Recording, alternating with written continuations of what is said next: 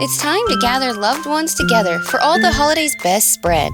Lynn's has great prices on all your favorite Thanksgiving items, from delicious turkey with all the fixings to mashed potatoes and yummy pies. We have everything you need to create your perfect Thanksgiving dinner. Whether it's cooking the traditional meal, completely store-bought, or a combination of both, your best holiday meal starts here. Learn more and start shopping today at linsgrocery.com. Lynn's, where delicious begins. The views and opinions expressed by A Little Bit Culty are those of the hosts and do not necessarily reflect the official policy or position of the podcast. No, they don't. Any of the ridiculously thought-provoking content provided by our guests, bloggers, sponsors, or authors are of their opinion and are not intended to malign any religion, group, club, organization, business, individual, anyone, or anything. Also, we're not doctors, psychologists, or Her Supreme Holiness Gwyneth Paltrow. Goop. We're just two mortals trying to make a gluten-free, holistically helpful podcast that helps, informs, and entertains, and maybe moisturizes. Silky, silky smooth.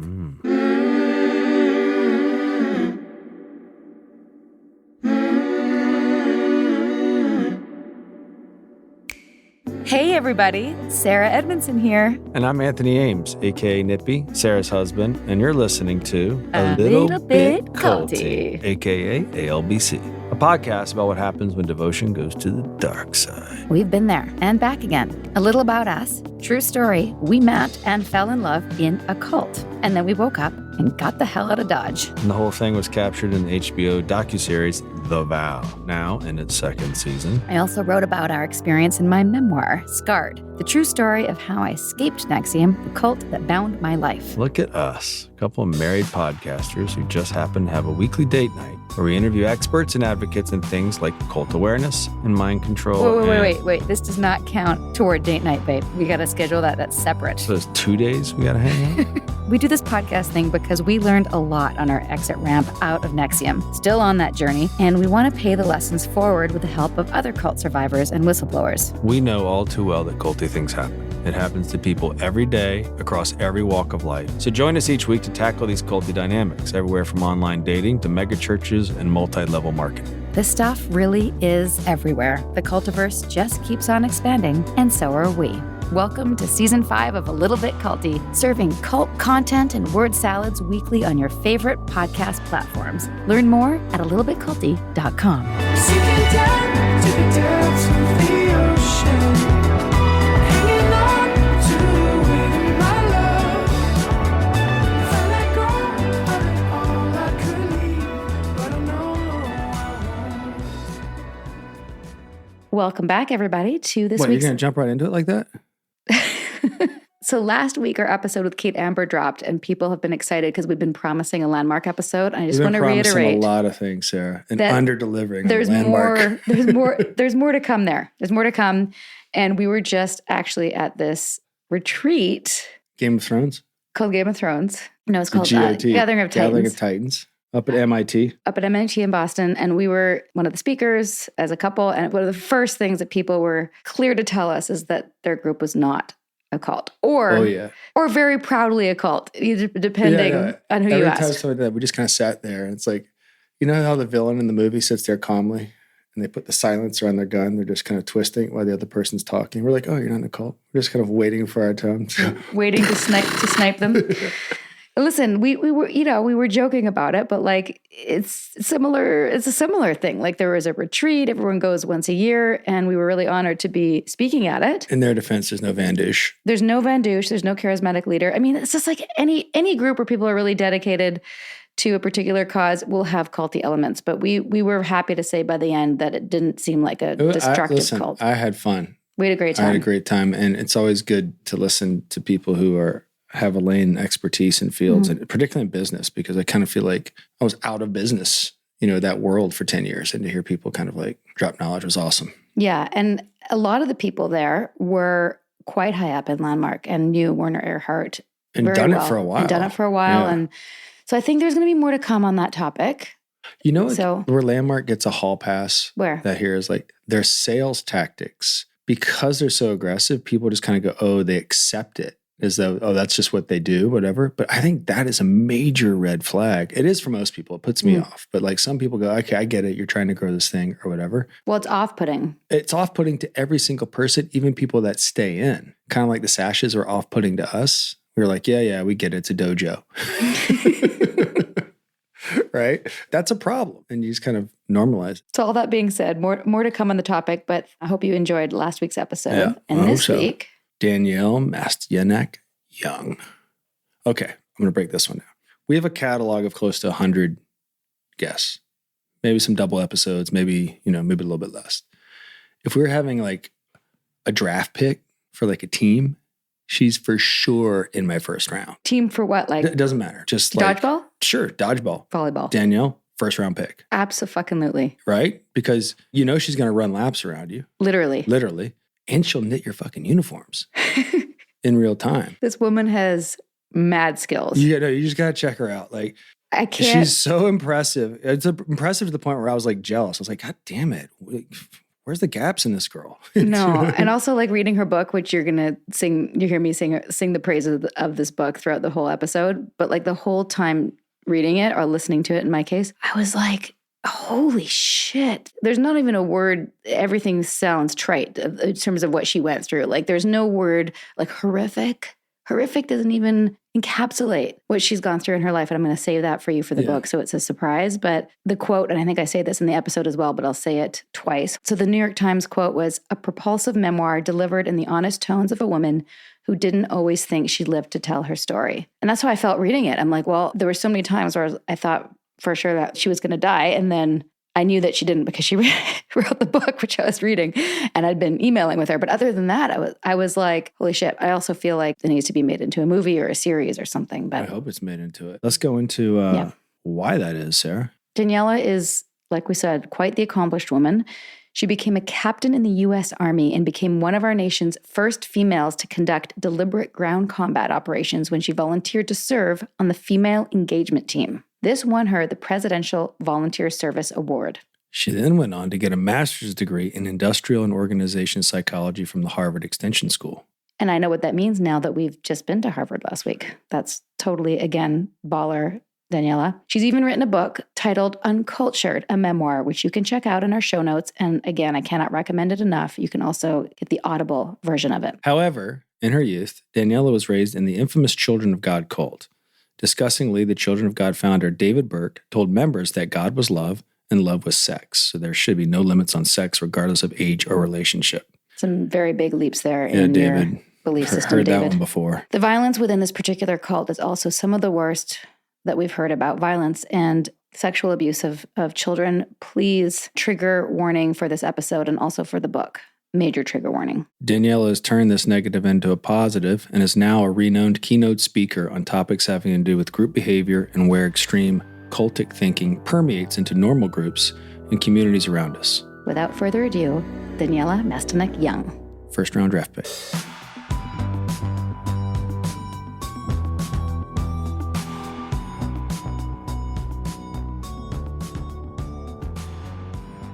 Daniella, welcome to A Little Bit Culty. Thank you so much for having me. This is super exciting. For us too. And for those who can't see Daniella, she is dressed to the nines, wearing amazing red earrings that match your red lipstick. You make me feel underdressed, but that's okay. Is that an infrared sauna behind you? It is an infrared sauna Nice. behind me, which I say is arguably the best thing you've ever heard of two veterans doing with their disability money. And Sarah, to you, I had this moment when I became an author, and I'm so far outside of anyone's appearance control that I said, you know what? I'm going to wear whatever I want for the rest of my life.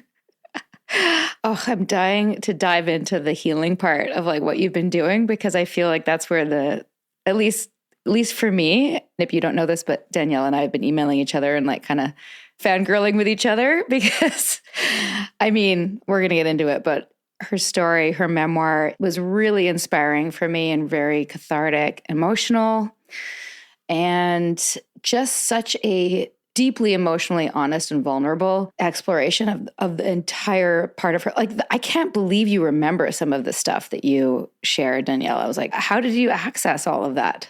That's my first question. First I would say I think it's really beautiful because I was reading Scarred while I was writing Uncultured, and that was helping me, right, contextualize my story. And then to hear you kind of say the same thing, like it helped you.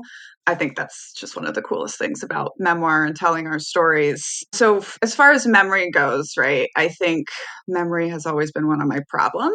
I think I have what they call highly specific autobiographical memory. Like I can still tell you the birthdays of everyone that was at that birthday party in the book, in the cult when I was 7 years old, like all 100 people from the cult. This is not the way they test for highly specific autobiographical memory. But when I heard of it, I was like, oh, that's why I remember. And mostly I live a life that maybe you wouldn't want to remember that specifically. But of course, the other thing I think that is interesting about memoir is you are sort of reconstructing these memories. You have bits and pieces.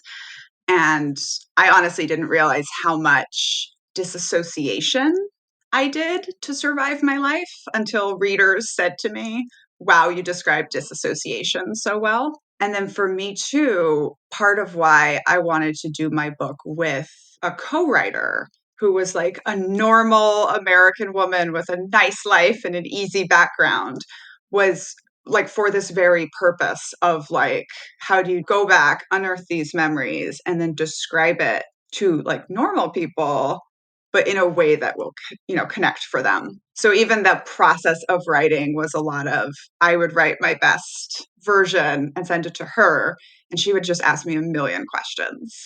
And then we would kind of clarify and clarify and clarify. And of course, some things are our best guesses, right? There could have been 25 kids in the commune, not 22. Right. You do your best. Well, I want to dive into all of your writing processes and journey and all of that stuff. But for those listeners who have not done their homework, and we will have given our little bit culty listeners the homework of course, reading or listening to your book, which I listened. I have a hard time reading. I do have a hard copy that you sent me. Thank you.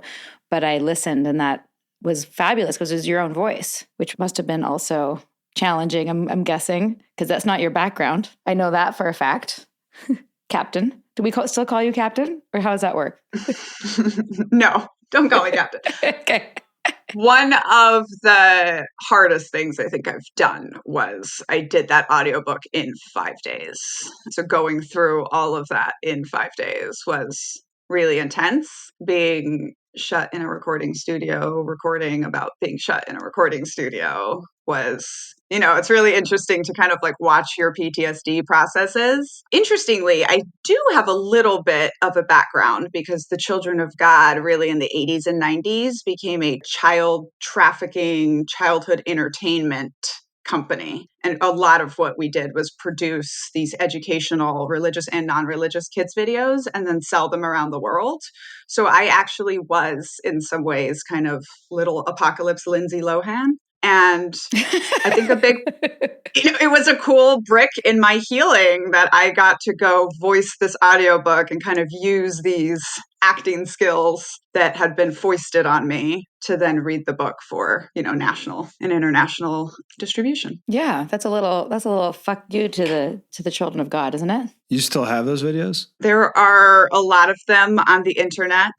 I will send you a really special one. I used to show my soldiers who didn't believe I grew up in a cult.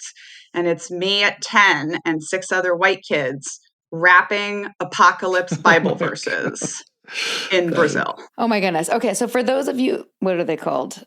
What are you called when you're being a naughty person? Well, how naughty? Rascally? Rascals who did not do their homework. Can you give the listeners a little cliff notes? Start with, I know that you didn't choose Children of God. Your mother, she was also born into it. Third generation. That's right. Yeah. One thing I love that you kept saying in your book was the children of the children of the children of God. That's like such a wild concept. Tell me about your mother and what her parents were choosing Like the thing that really struck me about your book was the way that you were able to show what they thought was good about it and what was beautiful about the original ideals of the group before it got so twisted. Can you bring our readers up to speed? So for sure. And I'm actually coming up with this definition of a cult for my next book, which is kind of a 10-part definition. And what's important is it's not just a list of qualities of a group, it's also a journey. And I'm sure you'll relate to this from NXIVM. Like it's a different cult at different stages. And so I really tried to show that in my book, right? Going all the way back. So my grandfather in the late 60s joins the Children of God. And his story was he had a really bad LSD attack where he met the devil. And then the next day, as he was sitting in a park with his head in his hands, up walked the Children of God, right? And they're these beautiful, beautiful women, happy people, smiling, playing music, saying, come with us and serve God. And we all want our lives to have meaning. And so off he went. And he's one of the few college educated people that joins the Children of God. So he quickly becomes like one of the finance managers, CPAs, where he works with this other man who is, I later find out, the only person who knows where all the money is coming and going from. And this man is a couple years older than my grandfather. You know, we'll get back to that. But I would say for the first 10 years of the Children of God, like it really was kind of this big movement of hippies and all of these other people that are disillusioned with society and what is going on in society. And they are looking for something better, right? Very similar to how Sarah was looking for something when she found NXIVM. So I always think it's important to point out that in the beginning, it was very different. It's all these people that love, faith, Jesus, wanted to go win the world, really believed that David Berg is the prophet of God. But there's also, I think, what gets lost in the narrative later for cult joiners is this idea that at some point it was good. Like that was the con, because the Children of God was always started by an incestuous, alcoholic, pedophile narcissist who liked to play power and control games. So even like way back in the early days when it appeared to be good, I still think it was very, controlling and all of the things that it was eventually going to be. But my mother is then born in 1972. She's one of the first 10 children born into the Children of God. And they're, when the children come along, I think that's always when it gets scary. Like when I'm watching The Vow and I see now NXIVM is raising children and bragging about how many languages they speak, I'm going, oh no. And, the first kids were just kind of, the teachings had turned very sexual. The differentiation that Berg used to make his group stand out, I like to say it was the exact same control that a lot of high control groups take over your sex life in the form of purity. And he just flipped it, right? So from like evangelical purity, it was, well, now we have free love. But it wasn't free love. It was forced polyamory. It turned into religious prostitution. And it then turned into, now we're going to raise sexually liberated children. And so this was kind of the world that my mom grew up in. I think in the book, I talk about how when she's 12 years old, her father, who she's not living with, hasn't seen since she's 9, shows up, toasts her with a glass of wine because now she's an adult. And then she's asked to make a list of the uncles that she wants to have sex with first. So, that's my mom. At 13, a bunch of the leaders send their daughters off to David Berg's, secret lair to be personally trained by the prophet, where he then marries these 14 girls that range from the ages of 14 to 3 and include his own daughter and granddaughter and my mom. And then at 14, she becomes pregnant by that other finance guy who, becomes my father. And this was actually kind of a realization and a shift in the cult at the time, because they did suddenly realize that when you have 15-year-old mothers walking around, that is proof of the abuses. So that's when some rules started being laid down about sex and things were changing. Though, of course, as you see in my story, it's not like they rebranded successfully or the abuses stopped. One of the things that's what our podcast does well is it points out the precursors, and consistently in the precursors, it's a group of people that have a problem or disillusion with with what's going on in society. And then you see that today, right? So that does a lot of the things that makes people susceptible. I wanted to like give people more of the cliff notes because I just thought it was interesting that your mom gave birth to you when you were 15 and you got out when you were 15. But from 0 to 15, you had quite the journey.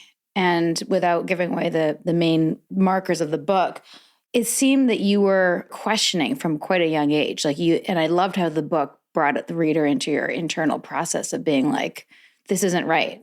But you also didn't have a choice. You couldn't go, like, where were you going to go?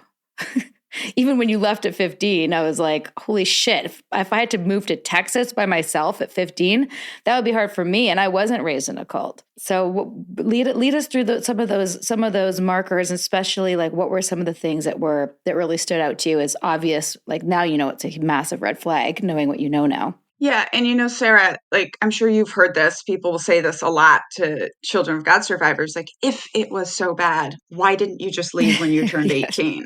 And I always want to say to them, why didn't you just move to Cambodia when you were 18? Like we had nothing. We had no connection. And, I think to Nippy's point, right, the people that join the cults are seekers, right? They are seeking for something. They are in many ways buying into the programming.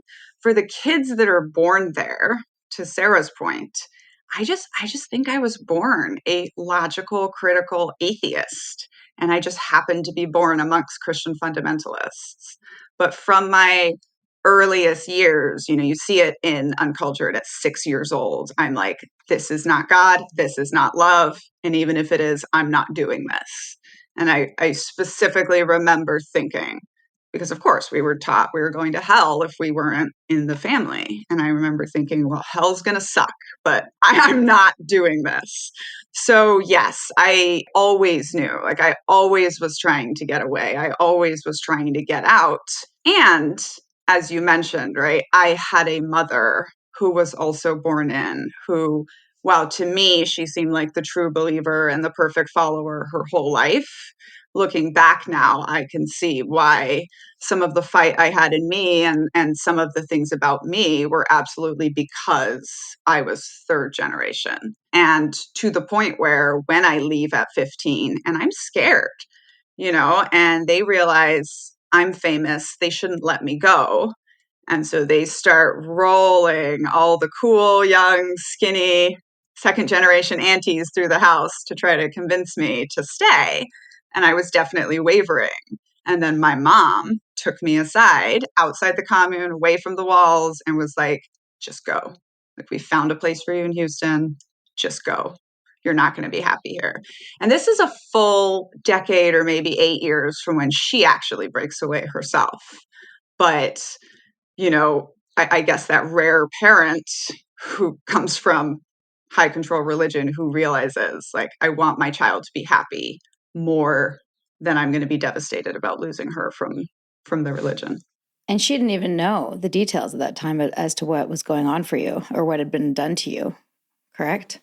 Or did she know in some level? So that is so much a part of it, right? I think that I thought she knew, right? So much of my narrative in my mind was, well, this doesn't feel right, but this has to be right because my mom grew up in this. My mom knows kind of how bad this is. Of course, my mom, later, how do you ever talk about that stuff, right? I mean, she read my book. That is when she found out a lot of the stuff.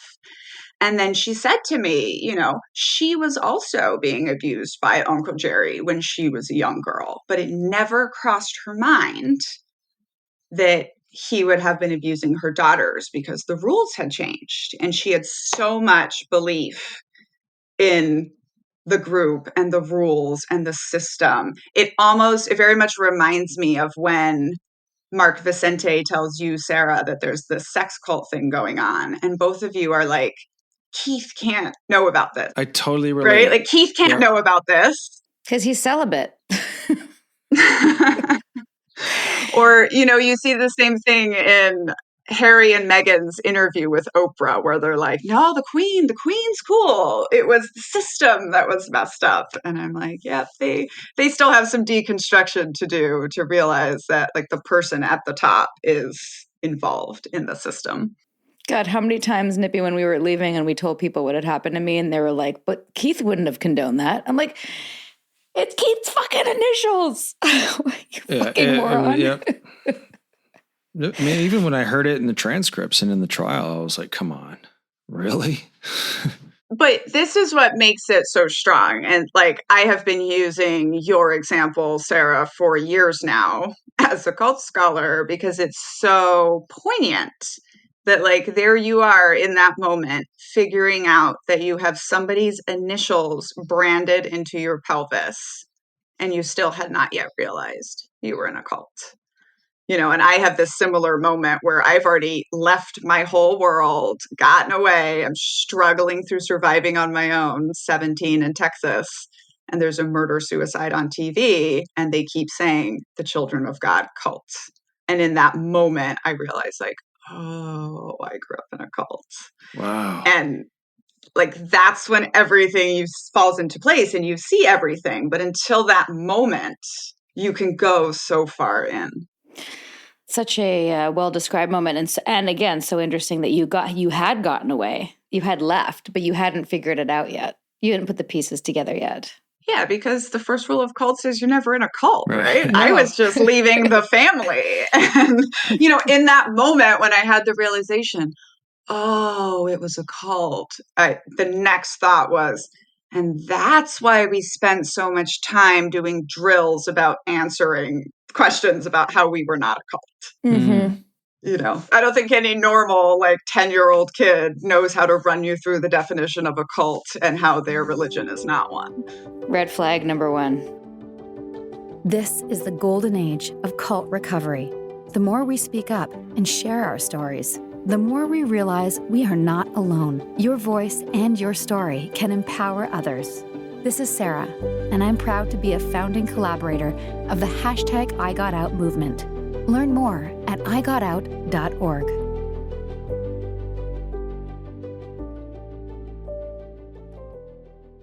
The Frankies were a picture-perfect influencer family, but everything wasn't as it seemed. I just had a 12-year-old boy show up here asking for help. He's emaciated. He's got tape around his legs. Ruby Frankie is his mom's name. Infamous is covering Ruby Frankie, the world of Mormonism, and a secret therapy group that ruined lives. Listen to Infamous wherever you get your podcasts. Meals bring people together, but for many families, providing their next meal can be a challenge. You can help by participating in Macy's annual Feeding the Hungry food drive. All proceeds go toward local food banks and families. Now through January 31st, you can purchase an icon in-store or online, or watch out for the blue Feeding the Hungry shelf tags, where a portion of your purchase will be donated to local pantries. Together, we can combat hunger in our local communities at Macy's. For our listeners who don't know, what was the mission? What was the Children of God trying to do in the world? So the mission was basically win the world for Jesus before the end of days, right? Before the apocalypse. And there's this other concept that I'm building called the sacred assumption. I've heard people call it a lot of different things. Like Faith Jones talked about this on your discussion. But like, there's always one sacred assumption. And in this case, it was that David Berg is the prophet of God. I think in y'all's case, it was that Keith is this genius, this celibate genius. And that he's good. That he's good, right? Yeah. With that sacred assumption, you can justify everything else to yourself. And it's almost like when you said the red flags, right? It gives me this picture of like you're just driving along this beautiful highway down to a beach and there's all these red flags waving in the wind and you're just driving along like, oh, how nice. And then you get there, there's a bunch of sharks or something and people are like, you didn't see all the red flags? And you're like, well, I see them now. I know what it was leading to now, but at the time, it made sense and it seemed beautiful. And I say, you know, like the children of God started off as faith, love, and Jesus. And people, as you mentioned, Nippy, that were seekers, that wanted to do something good, that were unsatisfied with the very unsatisfying systems in America in the 60s and 70s and wanted to change the world. And within about a decade, it went from faith, love, and Jesus to also, religious prostitution, pedophilia for God, and just this constant preparation for the apocalypse, which really is kind of a death obsession if you dig into it. Sounds about right. Yeah. And the religious prostitution specifically was what we now know as flirty fishing. Can you tell our listeners what that was? And this is one of those things, again, it was so obvious. And it was like, because it was so obvious, they had all these justifications for it because they literally called themselves hookers for Christ. So it was all based off this Bible verse in Matthew where Jesus says to these fishermen, leave your nets and your hooks, come follow me, I will make you fishers of men. And so we would have these cartoons, right? The Children of God was really big on cartoons. I actually think there's a deep thing with comics and cartoons and cults and indoctrinations. But even when we'd stopped flirty fishing, we all grew up with this poster of just this naked mermaid with a giant hook through her chest.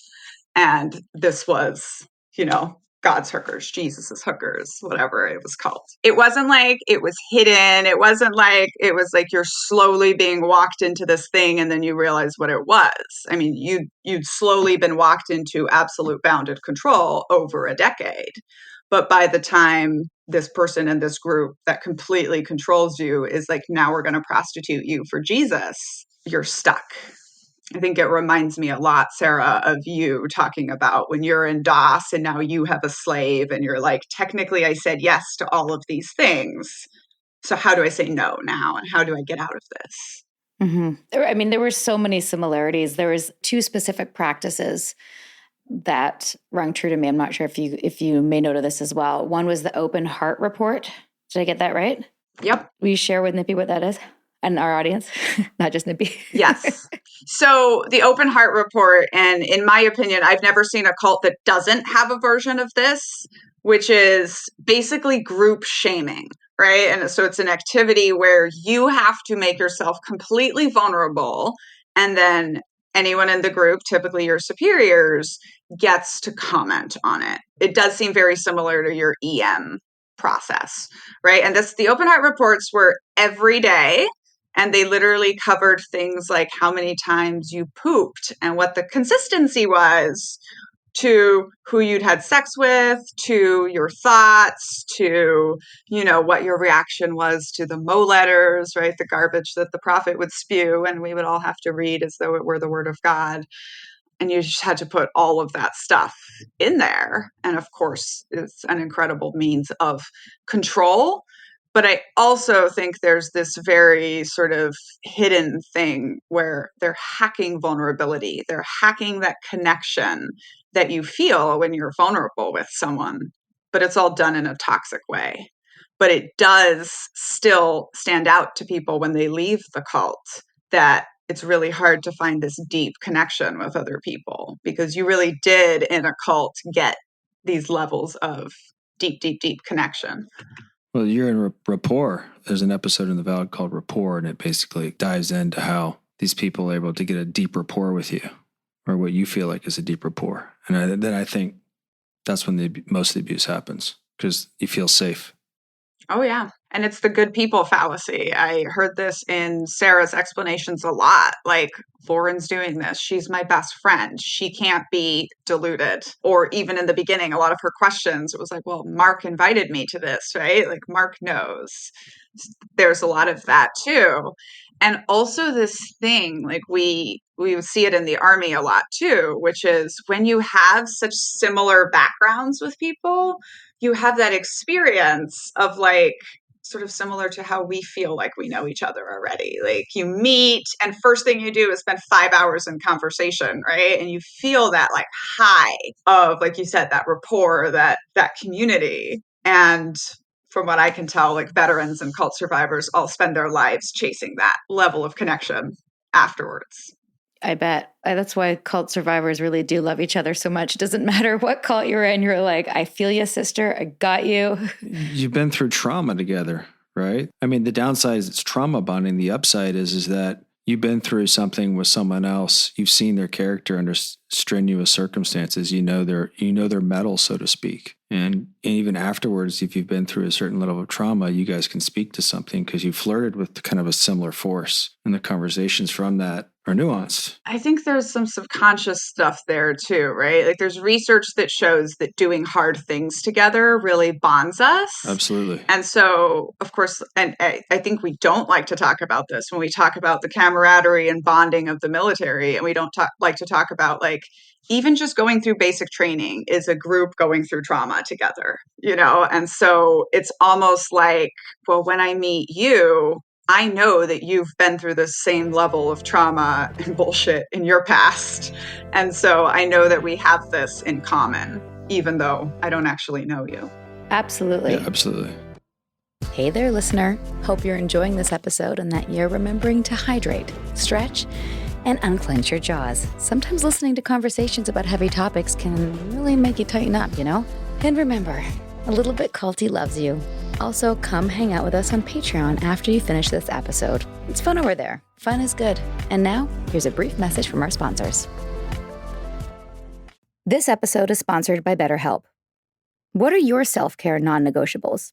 Maybe you never skip leg day or never miss yoga. Maybe it's getting 8 hours of sleep. I mean, that's my personal and everyone's dream, isn't it?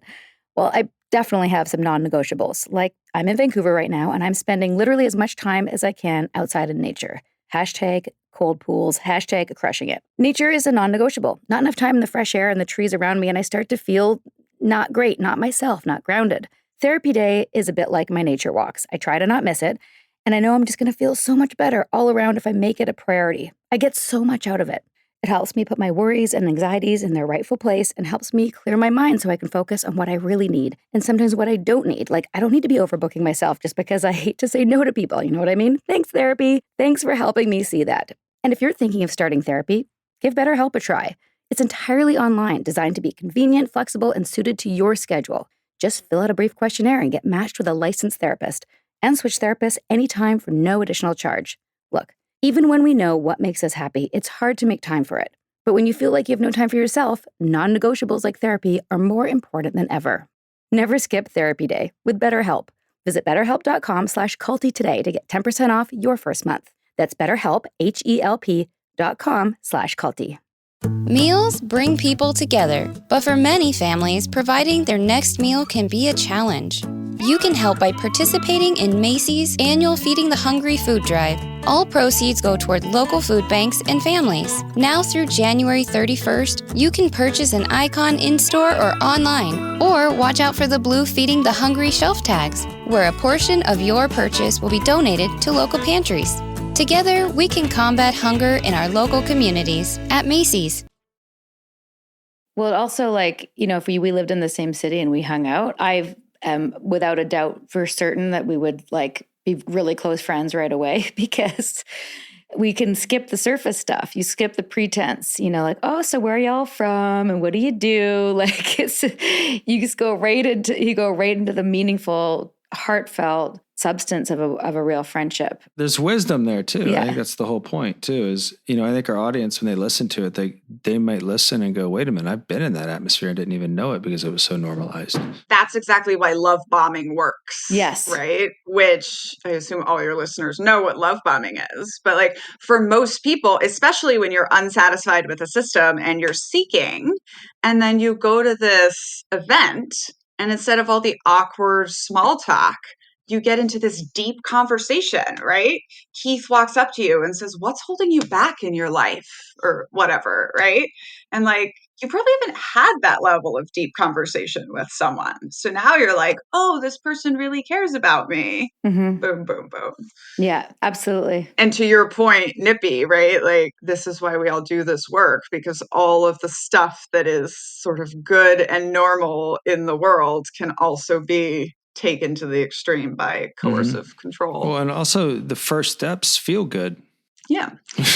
So, I find myself saying a lot, you know, yeah. when you reach the point that you're a sex cult, it's obvious, right? Like it's obvious that it went wrong. And that's when we start talking about it. And that's when we start looking backwards and seeing all the signs. But like you said, Nippy, like so many people have these situations in their everyday lives, in their everyday groups, and they don't notice it because it's not labeled a cult.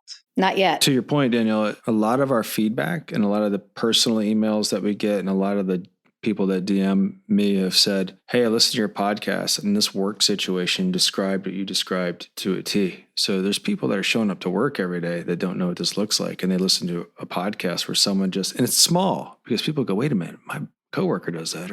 And most of our emails, I would say a lot of them are from that or speak to that. And speaking of, you know, red flags that we see now, the other thing I see consistent in all the groups that I hadn't heard labeled in this way is the concept that Children of God called deception but true. Tell us about that. Yes. So Deceivers Yet True. It was a whole magazine, right? Illustrated. Like I would say it was one of our more fun children's comics to read. And it was all these stories handpicked from the Bible or sort of Christian history and told from the lens of, you see, these people had to lie, but it was for God, right? So an example is in the Bible when this prostitute named Rahab hides these two, you know, people of God and then lies to the soldiers that are looking for them, Joshua and his friend, and then helps them escape. And it's like, Rahab was doing good, even though she lied, because she was lying for God. And so that concept is huge in a lot of cultic groups, which of course is, you know, the ends justifies the means, right? But we were being actively programmed to lie to outside authorities about what went on inside the group. But of course, we were being told that that was because the outside world can't understand it, right? We hide this because the outside world has not been given the revelations that we have been given. So, like, we know that all of the sex with children is done in love, but the outside world wouldn't understand that. So, of course, if anyone ever asks you, you have to say that nobody's ever done anything to you. We know that we beat you out of love, but if anyone ever asks you, you need to say that nobody ever hits you because the outside world doesn't understand that. Does that sound familiar, Nip? Yeah.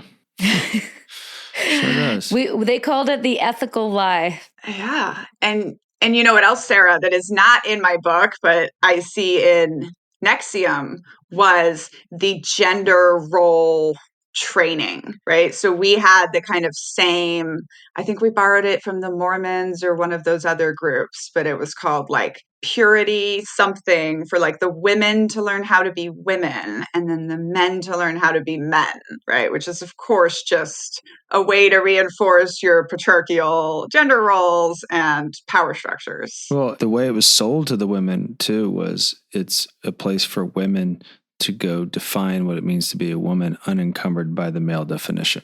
So it was sold as this kind of empowerment thing. I think what's always the most like cheering moment, especially when I listen to your book, is when you finally made the decision to leave, even though you hadn't woken up fully yet.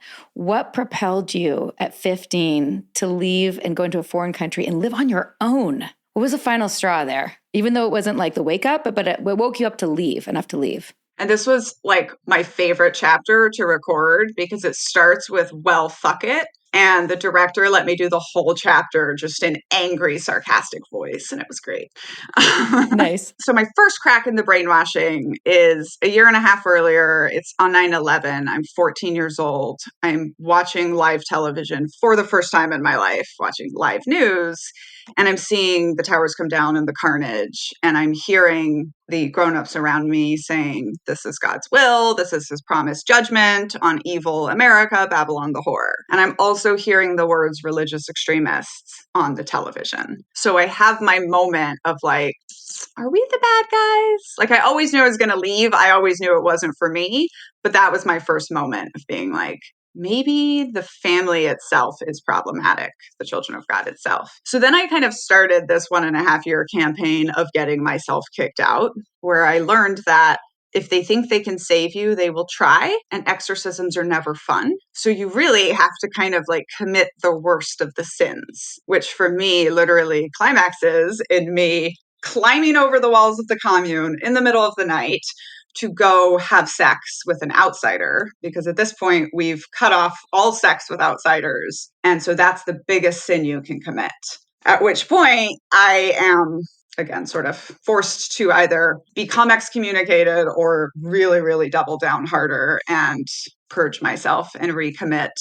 And this is when my mom helps me get away and tells me to go. And I end up dropped into, what is to me a very foreign country, because I was born in the Philippines with an American passport, but I grew up mostly in Asia and Latin America. And so I'm in Texas for the first time of my life. I'm living in the apartment of a woman I've met 3 times, who's, my stepfather's daughter. And I am walking up to the high school to get enrolled with my social security card and my passport and no other documents. And they're like, well, we can't enroll you because you don't exist. Fuck. And that was sort of my introduction, right, to America.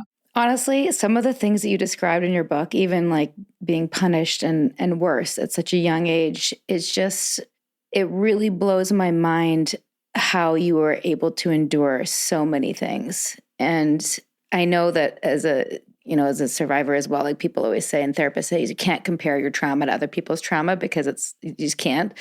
But it was really hard not to. It was like, dude, I had a light compared to Daniella. She went fucking through it. Like the things that you describe in your book, unimaginable, unfathomable. And to get to the point where you're even free at the age of 15, and then to embark on the next stage of your journey, which we're going to cover in next week's episode, and then to write about it. And I want to say what I saw in your signature. The New York Times says, a propulsive memoir delivered in the honest tones of a woman who didn't always think she'd live to tell her story. And I think that really sums it up so well for me as a reader of your book, and now hopefully a friend to you, to just say like how moved I was that you went through all these things and you kept going and you kept going and you kept going, like the resilience and the strength it took to do all those things, especially to then enroll yourself into the fucking army. Part 2. Stay tuned. This was a very interesting choice I made. I agree with you that like I think everyone's worst thing is their worst thing, but one of the things I think that is so hard for Children of God survivors is because we grow up thinking that's normal and telling ourselves we're fine and being told that it's all love. And then once you actually get out into the world, part of the deconstruction is realizing how bad it really was. This is actually very similar for soldiers with PTSD. And bringing this back to memoir, like for a long time, I felt an affinity for stories written by Holocaust survivors or memoirs of enslaved people.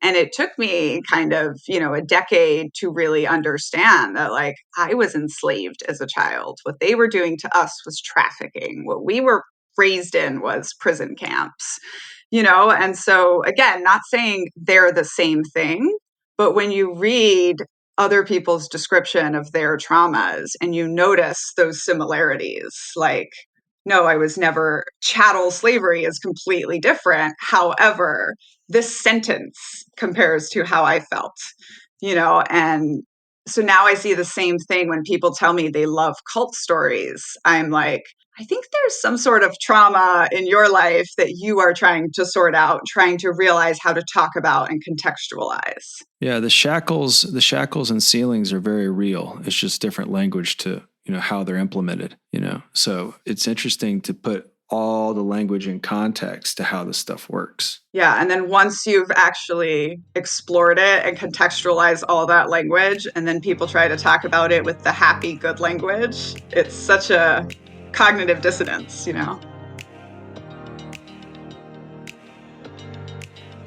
This podcast is brought to you by Citizens of Sound, a podcast production agency committed to developing and launching shows with gravity and depth. From conception to launch, Citizens will partner with you every step of the way, whether you're an actor, business owner, doctor, fitness coach, hairstylist, or influencer. Connection is the future of communication. Jump on board with Citizens of Sound today and start your show. Go to citizensofsound.com and follow them on Instagram. And trust me, it'll be a really good decision for you.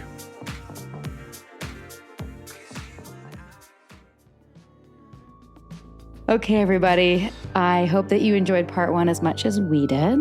Check out the book if you want between now and episode 2. And otherwise, have a great week, and we'll see you soon. Sinking down to the depths of the ocean. I'm hanging on to the weight of my love. If I let go of it all, I could leave, but I know I won't. Hope you liked this episode. Let's keep the conversation going and come hang out with us on Patreon, where we keep the tape rolling each week with special episodes just for Patreon subscribers and where we get deep into the weeds of unpacking every episode of The Vow. And if you're looking for our show notes or some sweet, sweet swag or official ALBC podcast merch or a list of our most recommended cult recovery resources, visit our website at alittlebitculty.com. And for more background on what brought us here, check out Sarah's page-turning memoir. It's called Scarred.